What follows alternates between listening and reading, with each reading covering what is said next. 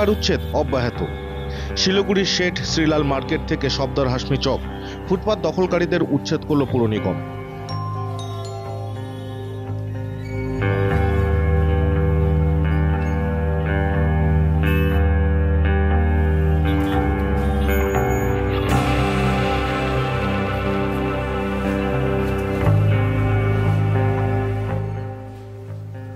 অবৈধভাবে গড়ে ওঠা স্থায়ী অস্থায়ী সবটাই গুড়িয়ে দিল শিলিগুড়ি পৌর কর্পোরেশন। শহরের হাসপাতাল মোড় সংলগ্ন সফদার হাশমি চক থেকে উচ্ছেদ অভিযান শুরু হয়। বহু পুরনো ফুলগাছ বিক্রেতাদের দোকান সহ পুরনো বইয়ের দোকান ভেঙে দেওয়া হয়। অন্যদিকে শেঠ শ্রীলাল মার্কেটে ফুটপাত দখলকারী অস্থায়ী দোকানগুলি গুড়িয়ে দেওয়া হয়। তবে ফুটপাত ব্যবসায়ীদের বক্তব্য, নিয়ম করে কর্পোরেশনকে দোকান বাবদ টাকা দেওয়ার পরও কোনো নোটিশ বা আগাম না জানিয়ে কেন এই ভাঙচুর?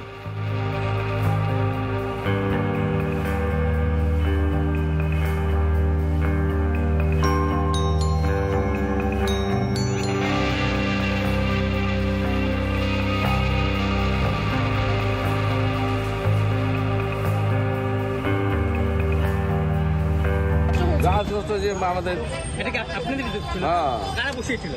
আমরা নিজে বসছিলাম প্রায় 40 বছর।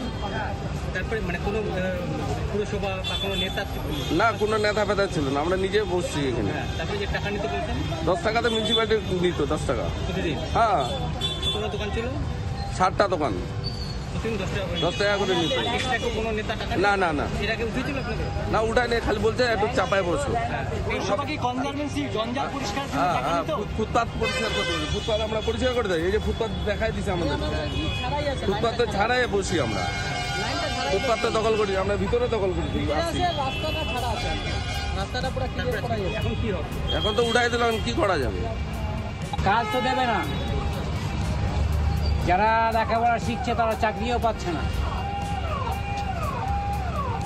কি করবে? পেট তো শুনবে না, না খেয়ে কি থাকবে লোকে? আপনাদের আগে জানানো হয়েছিল যে দোকানটাকে সরাতে? না, আমাদেরকে এখানে কিছু বলে যায়নি। পাশের দোকানে কি বলেছে বলতে পারবো না, আমার দোকানে কিছু বলেনি অবশ্য।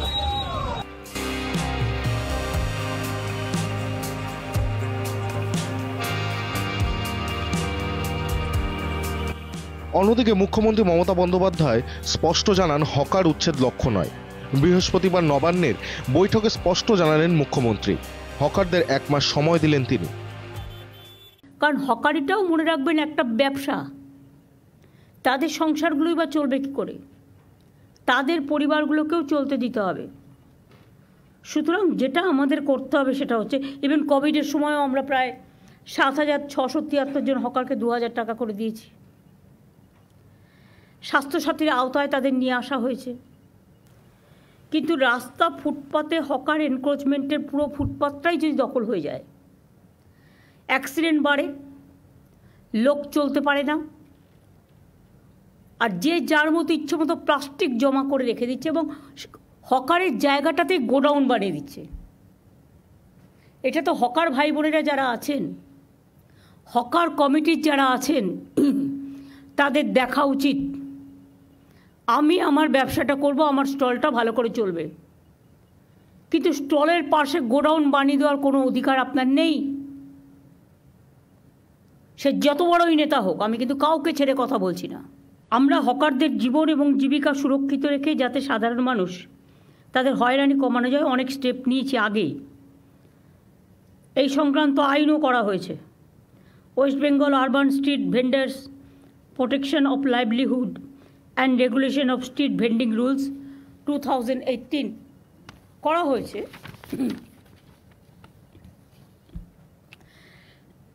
এই আইনে হকার নিয়ন্ত্রণের জন্য রাজ্যে 100, এটা হচ্ছে রুলসটা করা হয়েছে।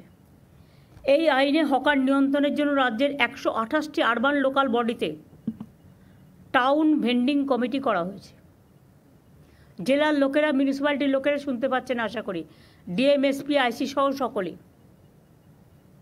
হকারদের নাম রেজিস্ট্রেশন থেকে শুরু করে হকিং জোন, নন হকিং জোন এবং রেস্ট্রিক্টেড জোন ঠিক করা হয়েছে। ঠিক করা হকারদের পরিচয়পত্র ইস্যু করা, সবই এই কমিটি দেখে। ন্যাচারাল মার্কেট, হেরিটেজ মার্কেট, এসব আইডেন্টিটি করার কাজটাও ওরা করছে। করতে যে কতদিন টাইম লাগবে আমি জানি না। Why they are taking too much time. Election করে করে আমাদের 12টা বাজছে, কাজের কাজ কিছু হচ্ছে না। 1045টি ন্যাচারাল মার্কেট এবং 4787টি হেরিটেজ মার্কেট অলরেডি আইডেন্টিফাই হয়েছে। আমি আশা করব তাদের কাজটা ইমিডিয়েট কমপ্লিট করার জন্য।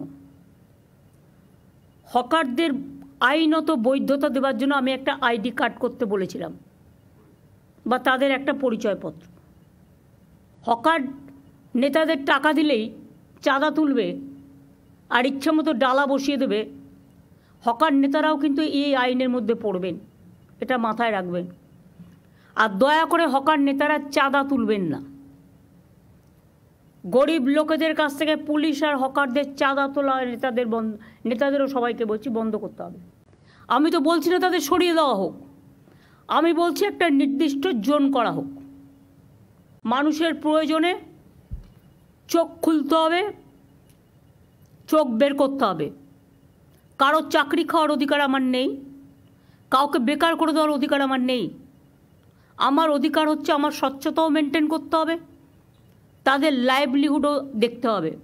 লক্ষ লক্ষ মানুষ কিন্তু হকারি করে খায় এবং প্রত্যেকটা মিউনিসিপ্যালিটি একই সিস্টেমে চলবে। প্রত্যেকটা মিউনিসিপ্যালিটি একই সিস্টেমে চলবে। আর ডিএমদেরও আমি বলবো, প্রত্যেকটা সাব ডিভিশন এবং ব্লকে তাদের নিজস্ব প্রচুর জমি আছে, বিল্ডিং আছে। একটা করে বিল্ডিং, গোপালিকাগুলো নোট করছো, বিবেক, মনোজ, পুলিশকে বলছি এটা নোট করো।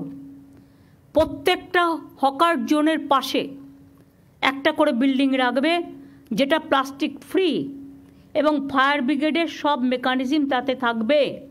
ডাল ভাত মাছ তরকারি খেয়ে কি সন্তুষ্ট হওয়া যাচ্ছে না?